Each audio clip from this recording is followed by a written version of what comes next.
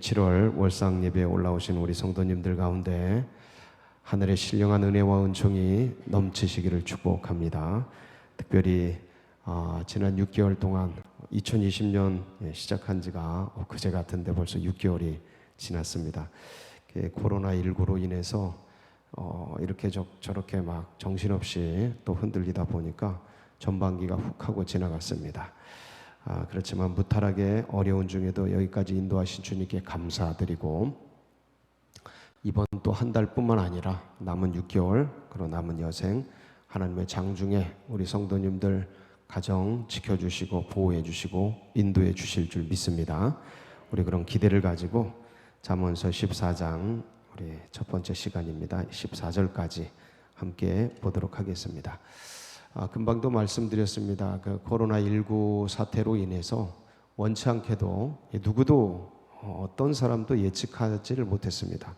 그러고 보면 역사 속에서 아마 이런 일들이 이번 코로나19 사태뿐이었겠습니까? 수많은 인류가 예측하지 못했던 많은 일들이 있었을 것이고 역사의 사건들이 많았을 터인데, 우리는 이런 코로나19라는 사태를 이번 시즌이라 그럴까, 이번 이때에 접하게 된 것뿐일 것입니다.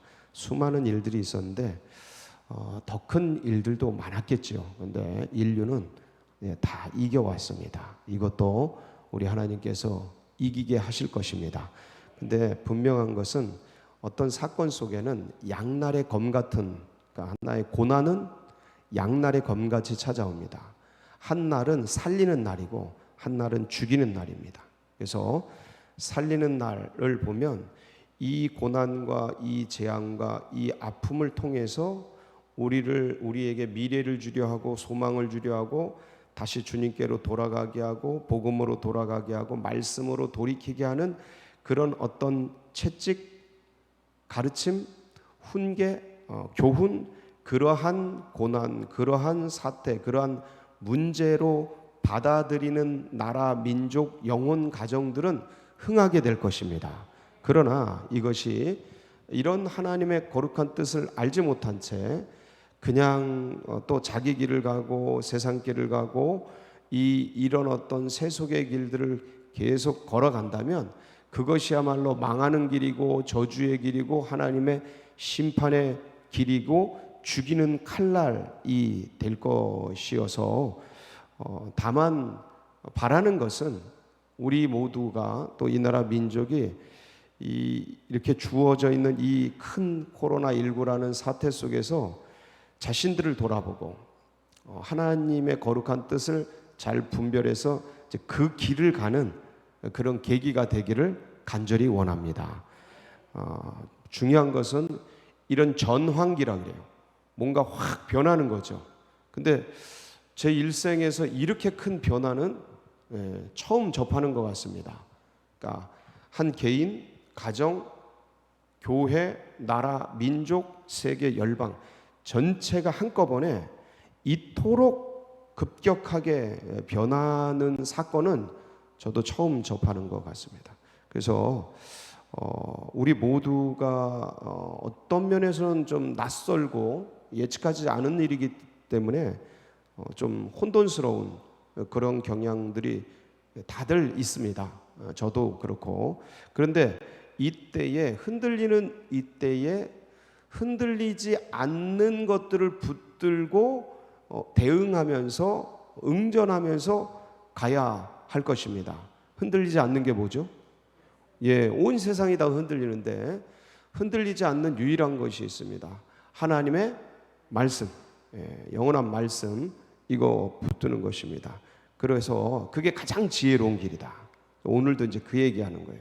가정을 세우는 지혜에 대한 말씀인데, 이 가정이라고 하는 것은 모든 공동체의 가장 기본이 되는 이제 그 공동체를 상정한 것이고, 이 가정은 이것이 이제 부부가 될 수도 있고 부자간이 될 수도 있고 그 다음에 셀이 될 수도 있고 교회가 될 수도 있고 직장이 될 수도 있고 나라와 민족이 될 수도 있고 어떤 공동체를 이제 얘기하는 건데, 그거를 어떻게 세워가느냐에 대해서 우리가 함께 이제 오늘 말씀을 통해 나누게 될 터인데, 이 말씀이 우리 자신을 세우고 우리 가정을 세우고 우리 교회와 나라 민족을 세우는 그런 복된 말씀 되시기를 축복합니다. 1절부터 한번 같이 보도록 하겠습니다. 지혜로운 여인에 대한 얘기가 나오죠. 지혜로운 여인은 자기 뭘 세웁니까? 집을 세웁니다. 금방도 말씀드렸습니다. 이 집은 가장 가정을 얘기하고 사회의 가장 근간이 되는 그런 공동체입니다. 그래서 집을 세울 때 제일 중요한 거는 여인이니까, 이 여인은 사실은 남성, 여성 할 때 여자로만 볼 것이 아니라 배우자로 봐야 합니다. 그래서 남편은 아내를 세우고 아내는 남편을 세우는 게 뭘 세우는 거예요? 집을 세우는 겁니다. 집은 누가 세웁니까? 부부가 세웁니다. 부부가 세워갑니다. 그래서 가정을 이루죠. 그래서 제일 기본이 되는 것이 이 부부 사이, 부자 사이, 그 부자 사이에서, 부부 사이에서 집을 세운다 하면 그 사람을 세우는 겁니다. 그러니까 가정, 집, 이것은 교회, 이것은 무형의 개념인데, 교회가 뭐지? 집이 뭐지? 하우스가 아니에요. 이건 홈이잖아요. 홈. 그러니까 이 가정이라는 게 뭐지? 결국은 뭐예요? 건물이 아니라 사람. 예. 가정은 하우스, 건물이 아니라 뭐라고요? 사람. 예. 남편, 자녀들, 부모님. 이 사람이라는 거예요. 그러니까 지혜로운 여인은, 지혜로운 남자는 뭘 세우는 거예요? 사람을 세우는 거예요. 남편을 세우고 아내를 세우는 거예요. 그게 누구를 세우는 거예요? 자기를 세우는 거예요. 자기. 가정을 세우고 자기를 세우는 거예요. 예. 그래서 이 원리를 아는 게 하나님의 지혜라는 거예요. 예. 성경은 계속 이 얘기합니다. 예. 성령에 충만한 에베소서 같은 경우 5장에 세월을 아끼라 때가 악하니라, 술 취하지 말라 이는 방탕한 것이니 오직 성령의 충만을 받으라. 5장 18절에 얘기를 하고, 그 다음에 씨와 찬미로 하나님 나라에서 부유한 것을 기름 부음 받고, 그 다음에 뭐가 나오냐면 가정을 세우라, 이 얘기가 나와요. 예. 결혼의 신비를 통해서 남편은 아내를 사랑하고 아내는 남편을 존중해주고, 그 다음에 부자간에 부모는 자식을 이렇게 잘 대해주고 자녀들은 부모를 형으로서 대하고, 그다음에 상정과 종의 관계, 이 공동체의 관계, 제일 먼저 가정이 나오고, 가정 중에서도 부부가 나와요. 그다음 부자간, 그다음에 사회에서, 직장에서 상정과 종의 관계, 믿는 상전이라고 함부로 대하지 말고 존중히 대하고, 그리고 그 종들을 성실로 대하고, 이런 어떤 원리가 나오는데, 결국 성령에 충만하고 하나님의 말씀을 부음받은 하나님의 사람들, 지혜로운 여인, 지혜로운 남자들이 해야 되는 건 뭐냐면, 그 사람들, 조직을 세우는데, 공동체를 세우는데 본질은 뭐냐면 사람이다. 그러니까 사람을 세우는 사람을 뭐라 그러냐면 리더라 그래요. 지혜로운 여인은 리더예요. 그러니까 리더가 되는 거예요. 우리 이제 셀이 많잖아요. 그 셀의 리더가 있는데, 본질이 뭐냐? 셀의 리더의 본질이 뭐냐? 사람을 세우는 거야. 어떤 힘으로요? 하나님이 부어주시는 은혜로, 성령의 능력으로, 복음의 말씀으로. 그래서 사람을 세워가는 거예요. 세상 지혜가, 세상 경험이 아니라 사람을 세워가는데, 여기서도 이제 동일한 얘기를 하는 거예요. 지혜로운 여인이 집을 세우는데 바로 그것이다. 그래서 이것이 이제 확장되는 거죠. 가정, 그다음 교회로 말하면 셀, 사회로 말하면 직장, 이게 나라와 민족. 그래서 우리가 이 부분을 놓치지 말아야 된다. 꼭 지켜가면서 결국 이게 확장돼서 나라와 민족, 세상 열방의 인재들을 이제 세워가게 되는 것이죠. 그래서 여러분 각 가정에서 여러분 자녀들, 손주들이 세계적인 인재가 나오시기를 축복합니다. 그런 분들이 나오셔야 돼요. 그래서 가정에서, 또 직장에서, 모든 세상 속에서 하나님 나라를 넓혀가는, 진짜 집을 세우는 자, 하나님 나라를 세우는 자들 다 되시기를 축복합니다. 2절 정직하게 행하는 자 여호와를 경외합니다. 근데 이제 패역하게 행하는 자는 여호와를 경멸하느니라. 정상적으로 사람이 양심과 세상 앞에 이렇게 정직하면 하나님을 인정하게 됩니다. 왜냐하면 이 마이크 하나도 그냥 되는 법이 없어요. 근데 이 정교한 사람이 그냥 됐다, 자연적으로 됐다, 이거는 속아 웃을 일이에요. 우리가 하도 이 세상이 짜놓은 진화론적인 이 지식 체계와 사회화의 과정 속에서 우리도 모르게 이렇게 빠져들어가 있고 체제화되어 있는 이 속에 들어가서 이런 교육 속에서 자라나서 밑바탕에 이런 진화론적 관념들이 워낙 강하게 깔려 있어서 이 창조론적인 얘기를 하는 게 이게 잘 안 들릴지 모르지만 그건 인정을 안 하는 거고, 그래서 이 볼펜, 단순한 볼펜 하나도 이게 그냥 스스로 만들어졌다 하면 속아 웃을 일인데, 이 볼펜보다 수천만 배, 수억만 배, 수조만 배 정교한 인간이 그냥 만들어졌다, 이거 웃긴 거죠. 예, 이건 하나의 신앙이죠. 진화론도 하나의 신앙입니다. 우연신이라는, 우연신의 조화를 믿는 신앙이에요. 그냥 지식이 아니에요, 그거는. 그래서 그런데 그냥 정직하게 그냥 사고하면 신이 존재한다, 유신론이 되게 돼 있어요. 정직하게 반응하면. 그래서 모든 사람이 신을 찾잖아요. 그게 토템이 되고, 그게 뭐 애니미즘이 되고 샤먼이 되고 이러지만 신을 찾잖아요. 나무에게 빌고, 돌에게 빌고, 호랑이에게 빌고 이래서 문제지, 기본적으로 신이 없다라는 사람은 정말 오만한 거예요. 정말 오만한 거예요. 예. 그는 상식적이지 않아요. 나에겐 부모가 없다, 이거랑 똑같아요. 나는 홀로 존재한다, 이거보다 더해요. 예, 이거보다 더해요.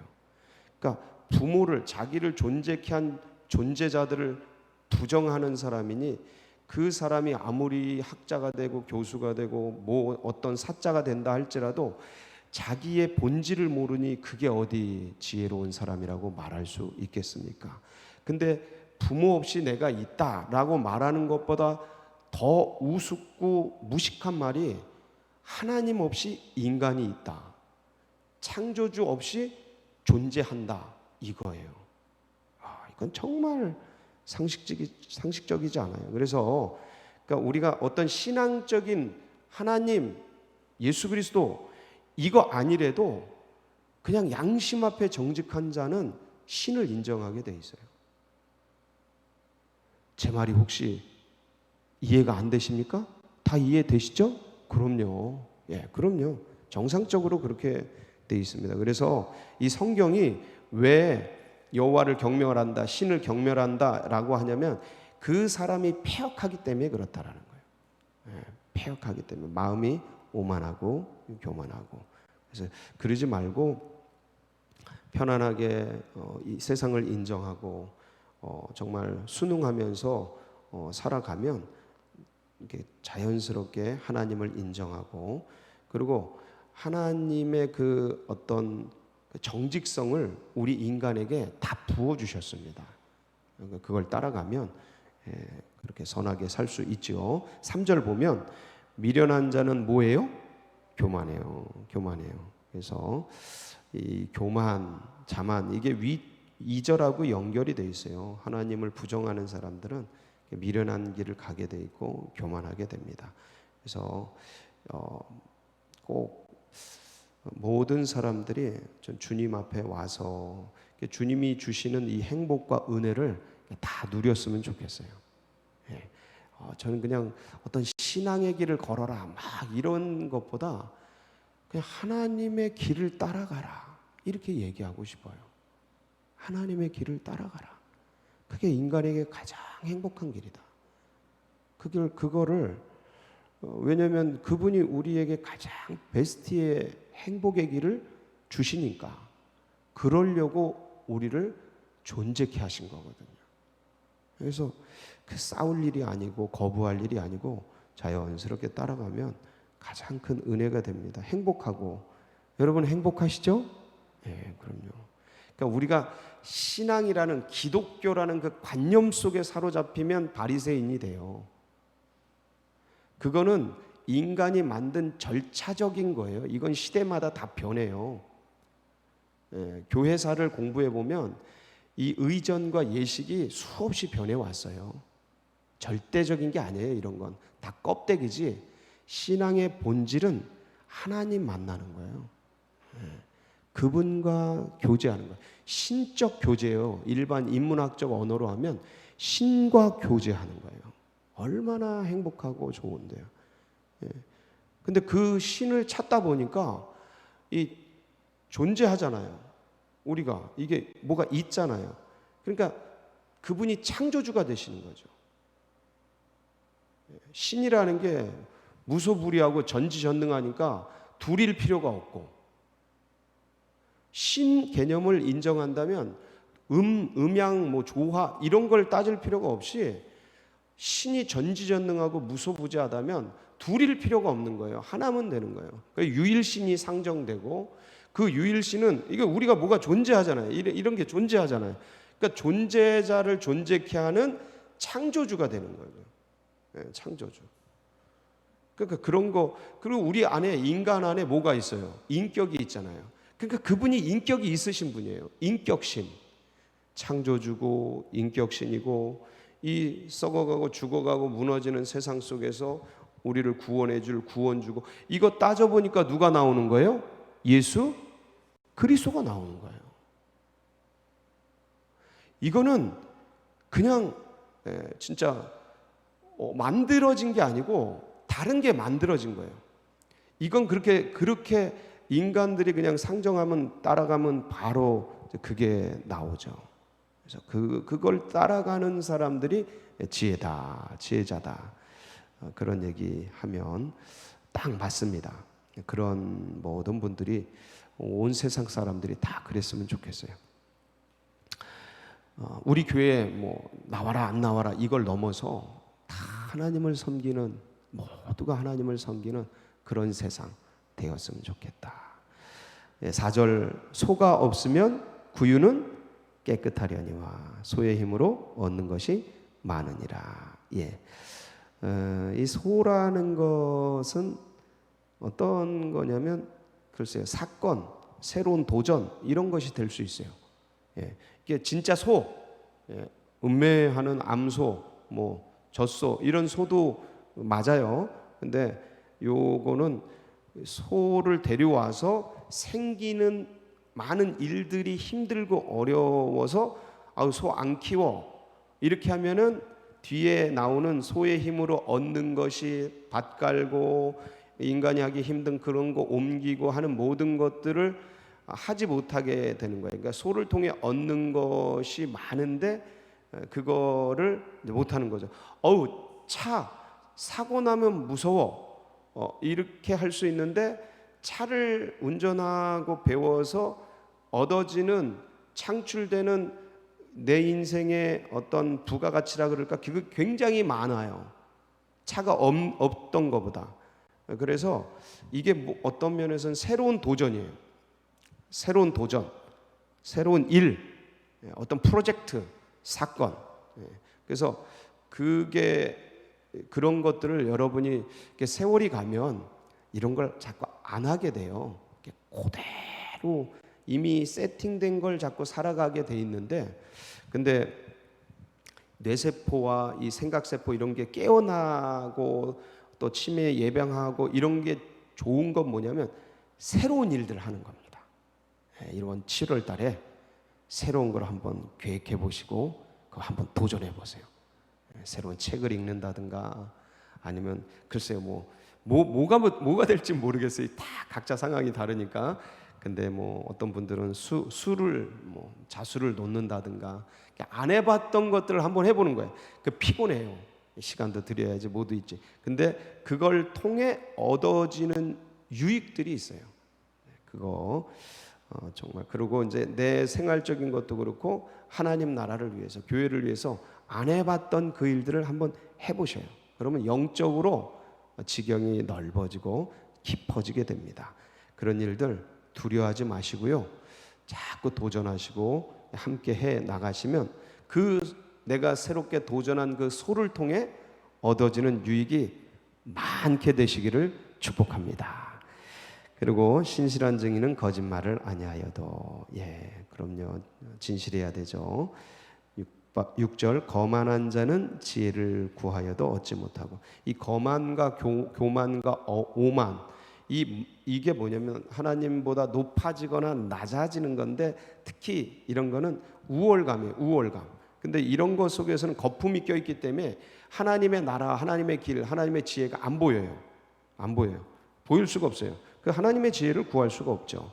7절, 너는 미련한 자의 앞을 떠나라. 그 입술에 지식이 있음을 보지 못함이니라. 교제할 때 이런 거 잘 분별해야겠죠. 슬기로운 자의 지혜는 자기의 길을 아는 것이라도 미련한 자의 어리석음은 속이는 것이니라. 자기를 속이는 것. 한번 쭉 10절 한번 볼까요? 이거 재밌는 문장인데, 마음의 고통은 자기가 알고 마음의 즐거움은 타인이 참여하지 못하느니라. 이게 무슨 말일까요? 인생 홀로 가는 거다. 이게 재밌어요. 이게 결국 물론 기쁨을 나누면 배가 되고 슬픔을 나누면 반이 되고, 어떤 공동체의 일원으로서 부부 사이에서, 부자 사이에서, 셀 사이에서, 우리 기관과 부서에서, 나라와 민족의 직장의 동료로서 이렇게 공동체를 구성해서 함께 어깨동무하면서 인생을 갑니다. 근데 결국 인생은 홀로 갑니다. 아무리 곁에 있어도요, 결국 혼자 갑니다. 여기 어르신들이 뭐 너무나 잘 아시잖아요. 그게 같이 죽어라고 사랑하고 죽어라고 그렇게 눈에 넣어도 안 아플 것 같은 자식들, 부부 사이. 근데 이것도 다 세월 속에서 이제 다들 아시는 거죠. 아, 홀로 가는 거구나. 누구와 함께? 주님과 함께. 주님과 함께. 그분만이 내 고통을 아시고 내 즐거움을 아셔요. 그래서 미주알 고주알 얘기하고 이것도 참 좋아요. 정서적으로 좋아요. 그런 게 대화해야 되고 나눠야 됩니다. 그런 분위기가 참 좋죠. 근데 나눠도 결국 내 기쁨을 다 전할 수가 없고 느낄 수가 없고, 내 아픔과 슬픔을 아무리 얘기해도 전할 수가 없고 알 수가 없는 거예요. 참 이게 한계입니다. 한계. 그거를 뭐라고 탓할 필요도 없고 아쉬워할 필요도 없어요. 자기 일 자기만이 알고 자기 일 주님만이 알지 그 외에 뭐 누가 알겠습니까? 그렇게 원래 가는 거다. 12절, 그래서 어떤 길은 사람이 보기에 바르나 필경은 사망의 길이니라. 이 길이 사울 왕이 걸었던 길입니다. 사울 왕이 걸었던, 사무엘이 늦게 오니까 자기가 제사 드리죠. 늦었는데 뭐 빨리 전쟁해야 되는데 내가 해야지. 그게 되게 합리적이죠. 제가 보기엔 되게 상식적인 결정이었어요. 합리적이고, 글쎄요, 인간적으로 보기엔 틀린 것이 없었습니다. 근데 그게 이제 하나님과 관계된 일이어서 그걸 건드리지 말았어야 돼요. 건드리지 말았어요. 예를 들어 다윗은 전쟁이 났는데도 하나님 싸울까요 말까요 묻잖아요. 그러니까 이 정도까지는 못 가더라도 그걸 건드리지 말았어야 돼요. 바로 예배드리고, 사울왕이 바로 예배드리고 사무엘이 찾아옵니다. 그건 뭡니까? 조금 더 기다렸어야 되죠. 그걸 얘기하는 거거든요, 은연중에. 그러니까 사람이 보기에 옳은 것 같은 결정인데 하나님께 물었어야 된다. 롯, 아브라함이 먼저 좌로 가든 우로 가든 내가 그 다음에 행할 거다. 그랬을 때 아닙니다. 삼촌께서 먼저 정하시죠. 그렇게 했어야 돼요. 그리고 하나님, 저는 어디로 갈까요? 이렇게 했어야 돼요. 근데 롯은 그냥 눈에 보이는 대로 에덴 동산 같고 애굽 땅과 같은 소돔과 고모라로 가버리죠. 그리고 망하죠. 집안이 쫄딱, 믿음의 백성인데, 의로운 백성인데 망해버립니다. 왜? 그 하나의 결정이 인생의 운명을 결정해버린 거예요. 보기에 좋은 대로. 그게 아니고 아브라함은 보내놓고 하나님과 대화하죠. 그러니까 하나님이 동서남북 네 땅 다 밟아라, 내가 다 주겠다. 그러니까 롯은 자기가 결정한 자기의 소견에 옳은 대로 길을 가니까 쫄딱 망해. 아브라함은 하나님이 책임져 주셔. 여러분 그 길 가시길 축복합니다. 하나님이 원하는 길을 가셔야 돼. 그래서 오늘 결론도 사실은 인생을 세우고 가정을 세우고 교회를 세우고 나라와 민족을 세우는 그 길이 뭐냐? 주님께 묻고 듣고 순종하며 걸어가는 거예요. 그래서 뭘 붙들어라? 하나님의 말씀. 흔들리는 세상 전환기에 격변기에 우리가 던져져 있기 때문에 더욱이 말씀 속으로 들어가야 돼요. 그래 로고스의 이 성경의 말씀을 진짜 집중해서 읽어야 될 시즌이고, 그리고 특별히 사복음서를 통해서 더 읽으시면서 예수 그리스도의 뜻이 뭔지를 이 시기에 여기서 아이디어가 나오고 생각이 나오고요. 이 격변기에 나는 뭘 해야 되나, 어디에 투자해야 되나, 뭘 준비해야 되나, 이런 것들이 그 지혜 속에서 하나님이 성령의 음성을 통해 우리에게 말씀해 주셔요. 그래서 로고스의 말씀을 읽고 묵상하면서 레마의 말씀을 듣고 성령의 음성을 따라 이 7월을, 이 나머지 6개월을, 나머지 여생을 승리하며 사시는 우리 성도님들 되시길 축복합니다. 같이 기도하시겠습니다.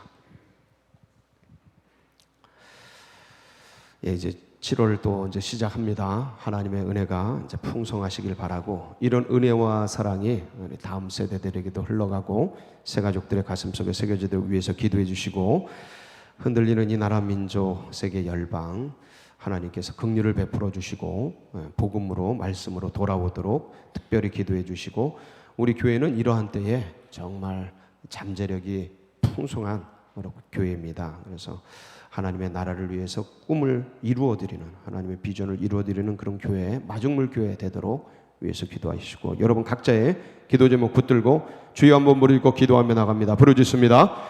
주여